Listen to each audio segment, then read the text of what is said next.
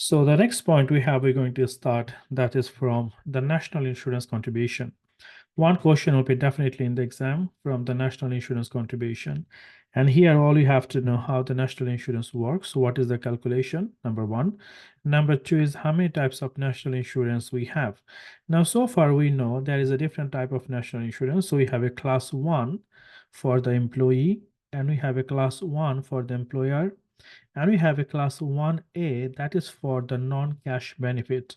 One thing you have to remember, and it's very careful, that the employee do not pay the class 1A national insurance on the benefit. That means if the employee receive any benefit from the company, they don't have to pay any national insurance on that amount. That is class 1A only for the company, only for the employer, not for the employee, not for the staff. So very careful with that. So let's start with this one. So we have a class one employee, class one employer, and class 1A. So it's basically 1A. That's for the non-cash benefit. The first one is a salary. If we pay salary to the employee, we have to pay the national insurance by the employee and by the employer both. So if we pay any salary or any bonus or anything, if we pay any cash as a salary or as a bonus, remember that the class 1 employee NI need to pay, and class 1 employers NI also need to pay. So employee and the company both, they have to pay the national insurance contribution to the HMRC.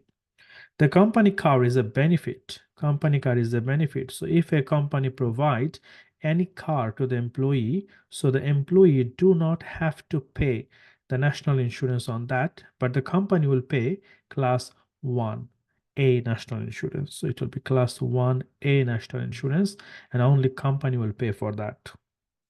Then mileage expense paid at 35 pence per mile. Remember that this is not the mileage allowance we claim for the income tax calculation. Like for example, the first 10,000 mile for the 45 pence, and after the 25 pence, it doesn't work for the national insurance contribution. So very careful. Here we have a straight line 45 pence, regardless how many mile. Either it will create a taxable benefit where national insurance need to be paid by both employee and the employer, or it will create allowable losses. So make sure you remember that you don't split the 10,000 mile or excess of 10,000 mile with the 45 or 25 pence. So this is not under the class 1 employee or class 1 employer. So it is fall under none of the categories, separate calculation. So we don't do national insurance contribution like that. So you don't use the 12% or 13.8% for that. The bonus again exactly like a salary. Remember that bonus and salary will be treated same. So class 1 employee NIC and the class 1 employer NIC. Departmental store voucher. Remember that departmental store voucher, it will be treated as a cash pay to the employee, because the employee can use this voucher and they can buy anything like a cash. So if this is the case, then we have to pay both class 1 employee national insurance, class 1 employer national insurance. Otherwise, the company sometimes try to take advantage of that, and rather than giving the cash to the employee, they can give the voucher in order to not paying the class 1 or class 1 employee or employer NIC to HMRC. Reimburse the travel expense. For the reimbursement, we treated none. Remember that if the employee pays something from his pocket, and after that if he get reimbursed for that from the company, he don't have to pay the national insurance for that. For example, if an employee pay £5 for the postage in the post office, and if he bring the receipt to the cashier and ask, can I have my £5 back because I paid £5 on the post office for the business. So he can just take the £5 from the petty cash. He really don't have to pay national insurance contribution on that, because this is not his earning. The private gym membership, remember that that is a benefit, and any benefit will always create class 1A national insurance contribution that is paid by the employer.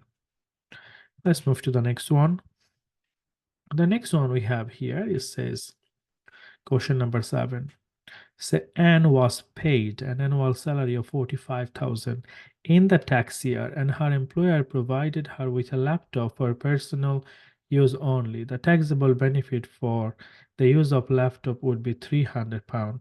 On what amount would Anne and her employer will be liable to national insurance contribution? Please tick the box.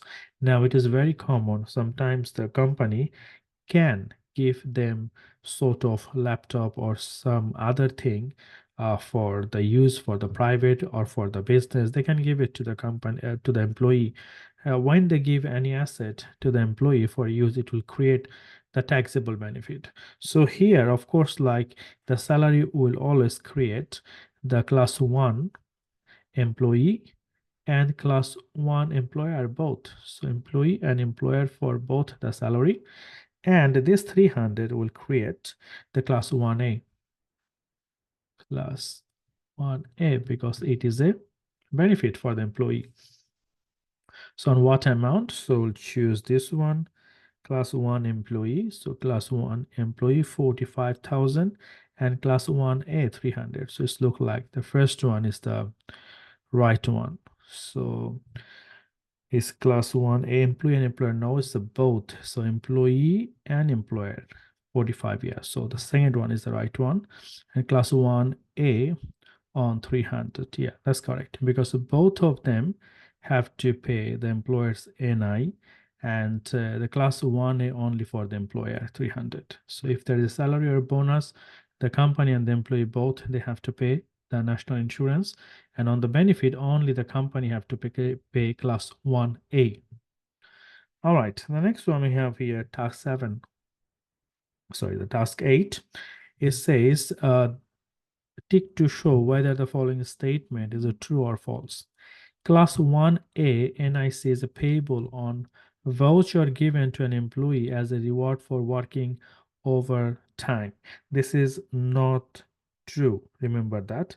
If there is a voucher, that will be equivalent to the cash, and voucher will not create the class 1A. It will create the class 1 employee and the class 1 employer both. So it's a false. Remember that the voucher are deemed to be cash equivalent. So the employee and the employer class 1 contribution would be due on the cash amount of the voucher. The next one we have question number 9. Wise Limited has 1 employee. It's very important. When you see 1 employee and if he is the director, he is not entitled for the employment allowance. So very careful with that. So Wise Limited has 1 employee, Freya, who is also a director of the company. In 2023-24, Wise Limited pay Freya an annual salary 37,000. What are the class 1 employer contribution payable by Wise Limited for 2023 and 24? Very, very nice question, because this sort of question you're going to see in the exam. So the first thing we need to see, this 37,000 is the salary. So 37,000 minus the employer threshold, that is 9,100, and we multiply by 13.8%. And that should be 3850. So it's look like this is the answer we have to consider. But remember that this one 5106, this one if we don't give the threshold, for example 37,000 multiply 13.8%, that should give us 5106. And also if we calculate from here, from 5,106 minus the employer's NI threshold, sometimes it could give us the same answer for this one, 2932. So this answer 2932 is the class 1 employee contribution. So of course, like if we do a 37,000 multiply 12%, but that is not correct, and then we do our deduction, then we get that answer. But we need to understand, when you have a salary, and that is, we're looking at here class 1 employer, not the employee. So if we have employer, very simple, the salary and the threshold and 13.8%. So this will be the right answer. If you choose the first one, that will be the wrong answer because this is class 1 employee contribution and the answer 5106 does not deduct the employment threshold and assume the answer nil here, it assume we get the employment allowance that is 5,000. So that means if we minus the 5,000 from here, so it will be 0. But we're not going to get the allowance for that. Why? Because the employment allowance is not available as Freya is only the sole employee for the company and also he is the director. So if you are the only employee and if you are the only director, you are not entitled the 5,000 allowance. So very careful with that. So when you read the question, read very carefully because if you confuse with the employee and the employer, you might have the wrong calculation. All right, let's move to the next one. The next one we have here is says, what is the national insurance contribution or payable by employer and the employee on a company car benefit? When there is a car benefit, remember that employee do not pay anything, not only the car, the furniture, a computer, any benefit received by the employee from the company, only company will pay the national insurance on that, not the employee. So employer will say class 1A, class 1A, but the employee, none. Employee do not pay any national insurance on the benefit. All right, so this is the national insurance. So let's move to our next topic. That will be the capital gain tax. So let's focus on that. This is one of the very important chapter. In the exam, you are looking at least 15 to 20 marks from the capital gain tax. All right, let's have a look at this one. The first one we have here, capital gain tax, and we are looking for the chattels here. So the capital gain tax have a little bit expanded area. For example, the capital gain tax for the chattels, capital gain tax for the share, capital gain tax for any asset that is not chattels. So it's very important to remember every single rules we have, especially the 6,000 pound threshold rules. So if it is the cost is more than 6,000, the disposal value is more than 6,000 or less than 6,000. Very important to remember the table, and you need to make sure like you understand it properly so that you can have right calculation. Let's start with that. Question number 1. So Venus made the following disposal of asset in the year. Disposal means he sold the asset in the year. Which one of the following cannot give rise to a chargeable gain or allowable loss? Remember that some assets are exempted and the exempted asset will never create any chargeable gain. So here we have a car. So car are always exempted. So car will never create the chargeable gain and you don't have to pay the capital gain tax if you sell a car and make a profit. But remember that it is not applicable for the van. If there is a van, that will be treated different way. So if there is a car, it is exempted. And of course, like there is another thing is like ways would only be exempt if it was bought and sold for 6,000 and less. So it is very important to remember that 6,000 pound rules as well, but we're going to talk a little bit later on for that. But the car is always exempted.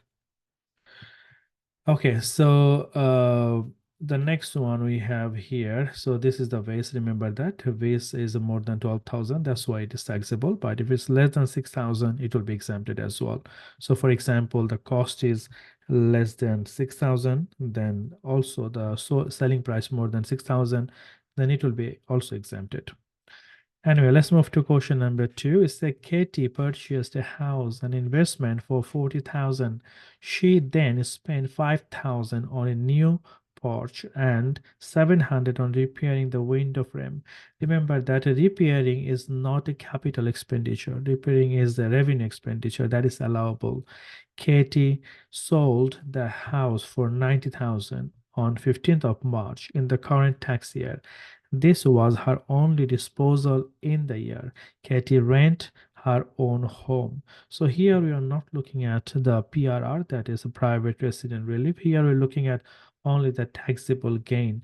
Maybe later on we're going to looking at how to utilize the PRR relief. For the time being, we're looking at how much taxable gain it will create.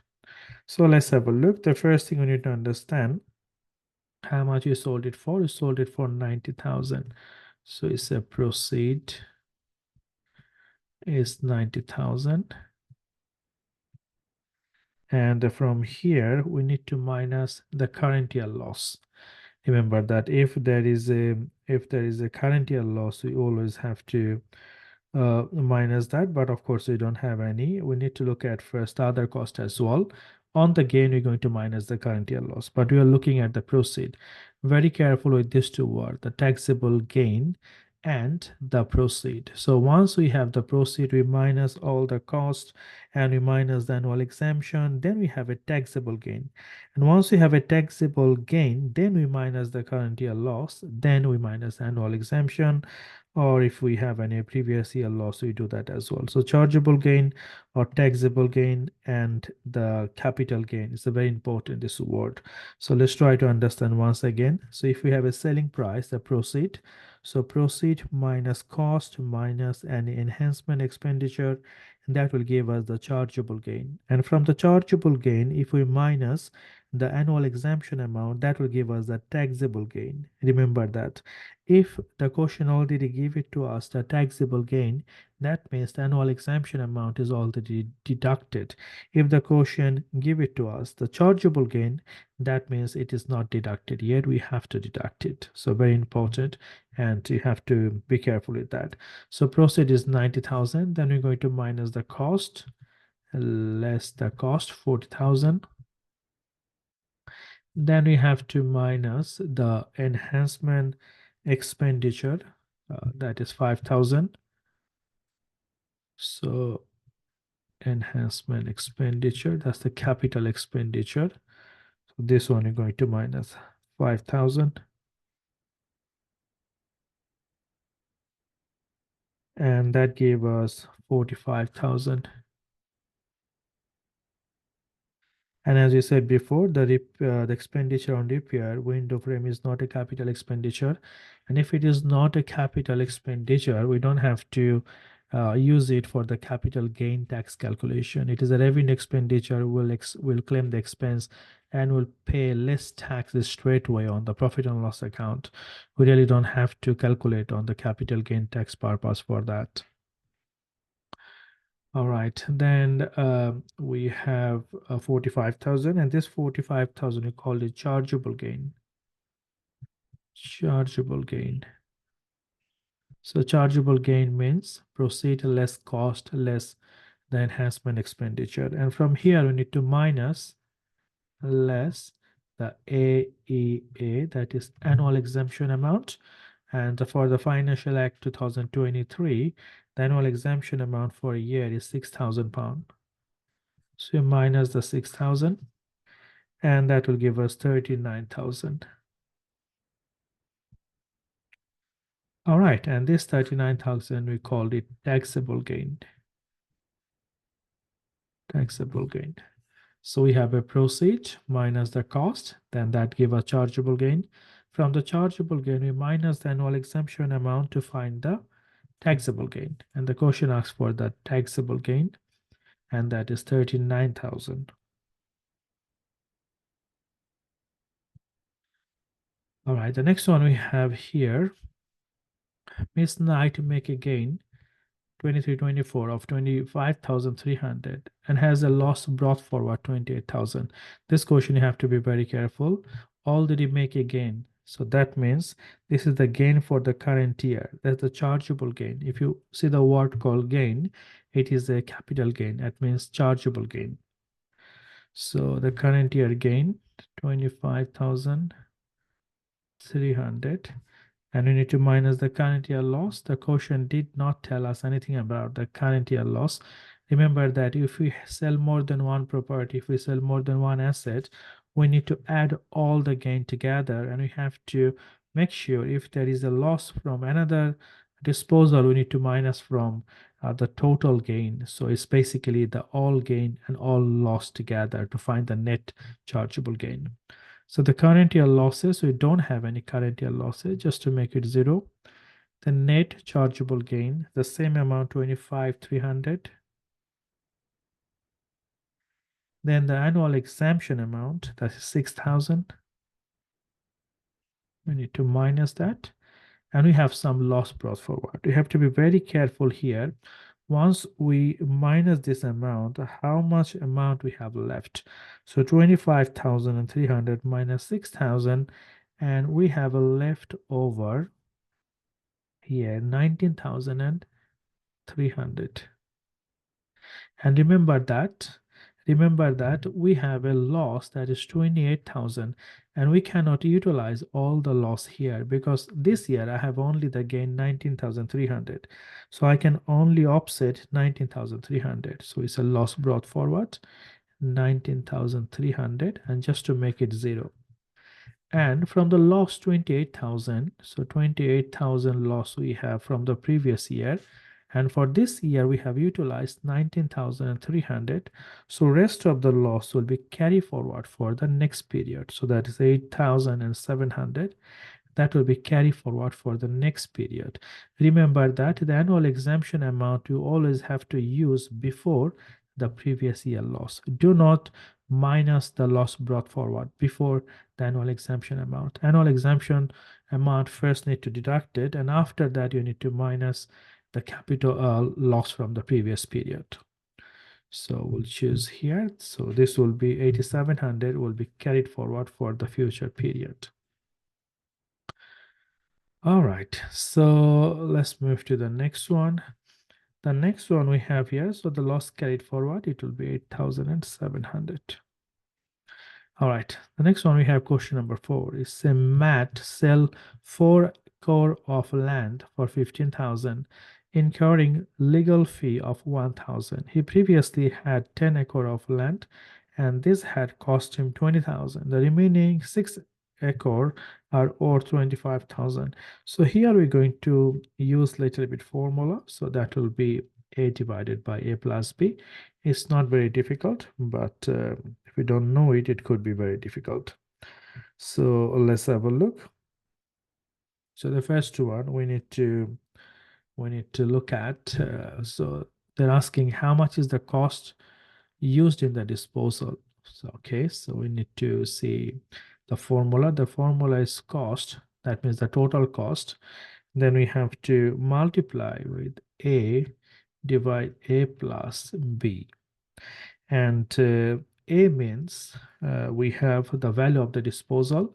So how much we sell it for? 15,000. So disposal value. And B means the value for the remaining land. So remaining asset value. So here my total cost of the asset was 20,000. Multiply, I sold it for 15,000. So 15,000 plus 25,000, the value of the remaining asset. And that's all. So that will give me the cost for the asset I'm selling. So that should be, we have 15 plus 25, so that is 40,000. So 15,000 divide 40,000 multiply 20,000. That gives me 7,500. So that's the cost of the land we are selling. So you're selling 4 acre of land. We are selling for 15,000. So 15,000 is the disposal value, and the cost for that is 7,500. So you can see how much is the gain, but they didn't ask for the gain anyway. So they're asking how much is the cost. So 7,500. All right, let's move to the next one. The next one we have here is says Martin purchased a picture for 3,500 and sold it in July this year for 7,500, incurring 300 expense of sales. So any expense we make to make the sales, it will be deductible because we're looking for the net gain. So chargeable gain. So proceed 3,500, and then we minus the selling cost. So less selling cost 300 because we did not receive 3,500 to our pocket. Sorry, we sell for 7,500, not 3,500. So 7,500. 7,500 minus 300. So actually the net proceed was 7,200. Net proceed. So actually we have received by selling this asset 7,200. From 7,200, now we need to minus the cost. And the cost is 3,500. And if you minus that, then we have a chargeable gain that is 3,700. Chargeable gain. And of course, like now we need to look at the formula because here you can see the purchase price, the cost was less than 6,000. The cost is 3,500. So it is less than 6,000. And we sold it more than 6,000. And if this is the case, we need to calculate the normal gain, and you have to calculate the gain with the formula, and you have to pick the lower one. So this is 3,700 is the normal chargeable gain. Now I have to see with the formula. The formula is very simple. 5/3 multiply the disposal value, that is 7,500, minus 6,000. 6,000 from the formula. And that will give us 2,500. So between the normal chargeable gain and the formula one, restricted one, we need to pick the lower of. So between 3,700 and the 2,500, 2,500 is the lower, so we pick the lower one. This one is a very common in the exam. Remember that when the cost is less than 6,000 and the selling price is more than 6,000, make sure you practice this one from the book. The formula has to be understandable. It's very important because it is very common in the exam. All right, the next one we have here, number B. Say Vic buy a stable for 3,000. Remember that stable is not a chattel. So if it is not a chattel, then obviously you need to calculate the gain. So you do not use like as a chattels. So Vic buy a stable for 3,000 and sell for 9,000. So 9,000 minus 3,000, we can understand 6,000 is the gain. Very simple. So 9,000 was the selling price and 3,000 is the cost. So 6,000 is the gain.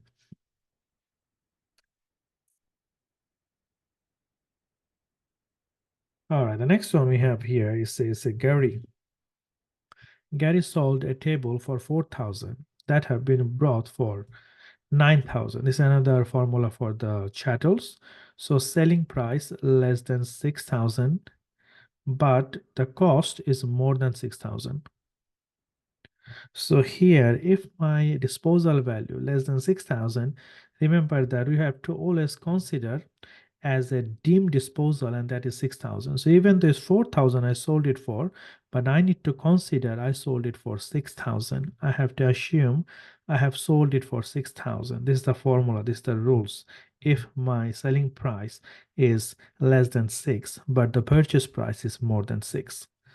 So I need to say deemed proceed 6,000, and we're going to minus the cost. Cost is 9,000, and that will create the capital loss or allowable losses 3,000. So capital loss 3,000. Remember that is very important. This is very common in the exam. All right, let's move to the next one. The next one we have for question number 6. So Jack had acquired the following share in 7th PLC. So that's for the share. So let's have a look. So the share disposal is a very simple. We need to follow the rules, same day rules, then the next 30 days and share pool. So let's have a look. He sold 4,000 share on 1st June. So he sold 4,000 share. So you need 4,000 share. First, we're going to looking at the same day. Then we're looking at the 30 days, then share pool. So same day, 30 days, FIFO basis, and share pool. Remember that if we buy more than one share in 30 days, we have to use the FIFO basis. That is first in, first out. So let's have a look. First, we need to look at when I make the sold. So it was 1st of June. So did I buy any share on 1st of June? 23, yes, 1200. So I take 1200. Then I took the next 30 days from June to 13th of June. So 1800 on the next 30 days. So I have 1200 plus 1800. So I have 3000 share here. I still need 1000 because I sold 4000. So 1000 I'll take from the share pool. And that's how it works. So same day, next 30 days based on the FIFO basis, and then share pool. All right, so how many share left? So we have total, we buy 750 plus 2250 plus 1200 plus 1800, and you minus the 4000. So whatever remaining is remaining. So the question asking how many share left. So let's do that. So we have 750 plus 2250. So these two completely left. We have used 1200 is gone, 1800 is gone. And from 2250, we have used 1000. So 2250 minus 1000. So we have 1250. 12. So 2250 minus 1000. Yes, 1250 plus 750. This one we completely have. So 2000 share we still have. 2000. So use the same day, we use the next 30 days, and we still need 1000 that we take from the share pool. All right, let's move to the next one. Question 7, click to show whether the following statement is true or false. Okay, if a shareholder is offered share by the company proportionate with their shareholding but is not required to pay for the new share, this is called right issue. That's not true, that's false. If anyone received the share without any cost, we called it bonus issue, not right issue, because they offered the share by the company proportionate with the shareholding, but they're not required to pay. Remember that. As long as you see the word free share, that means it's a bonus issue. It's not a right issue. A right issue is something that they still have to pay, but a little bit cheaper price. So with the discount. Barry sell 2000 share Linton limited share on 7th of February 24. The share were accurate as follows. Okay, so let's have a look. So how many share we sold?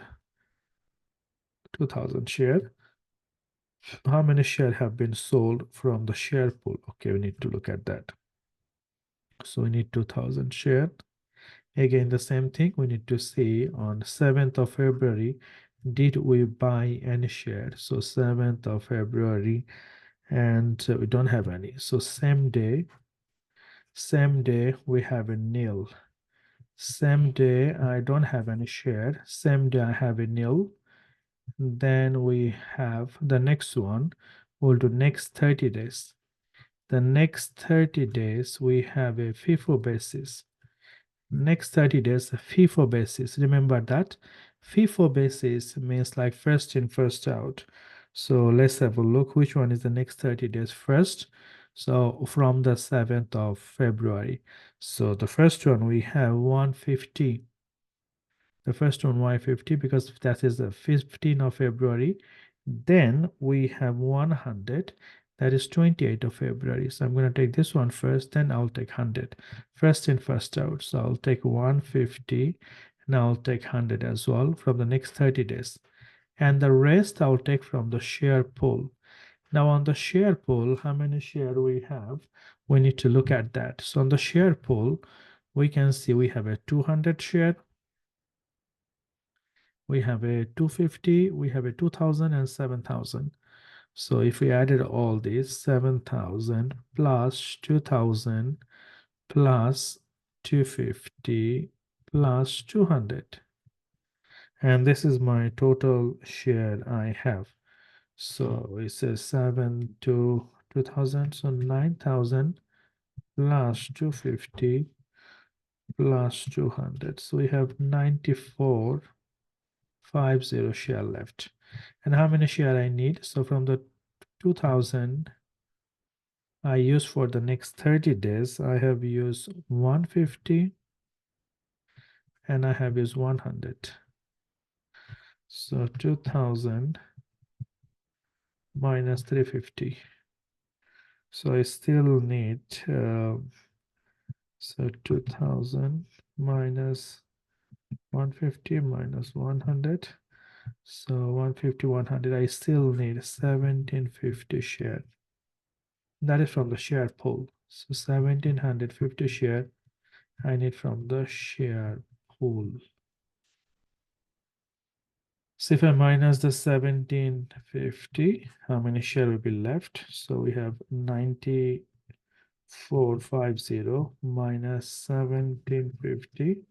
So we have 7700 share left. So what is the question? The question said, how many share we have been sold from the share pool? So this is 1750. So you need to know all the story. We don't know what question they can ask, so you have to be very careful. All right, question number 9. This is look like exam type question. So let's have a look. So here it says on 13th of January 2024, Alex sell 2000 share in L Limited. The share were acquired as follow. We do the same story, so we need to match. So is any same day 13th of January? No. Any next 30 days? No, because we never buy any share 2024. So all the share buy more than 30 days. So this is all share pool. So let's do that. So we start with the first one. 1st of July 92. So we have a purchase. Purchase number of share 1000 share. And how much was the cost? 2000. 1000 share 2000. Then 15th of September 93. 15th of September 93, we purchase again the share, and that is 500. And the cost was 1100. Then remember that if there is a bonus issue or right issue, before that we need to make sure we need to add up how many share we have. So on 7th of 10 we have a bonus. So before we go for the bonus, I need to make a total. So up to here I have a 1500 share, and the cost is 3100. Then on 17 10 02 we have a bonus issue. Bonus issue is the free share, so it's a 1 for 2. So that means if we have a 2 share, I'll give you 1.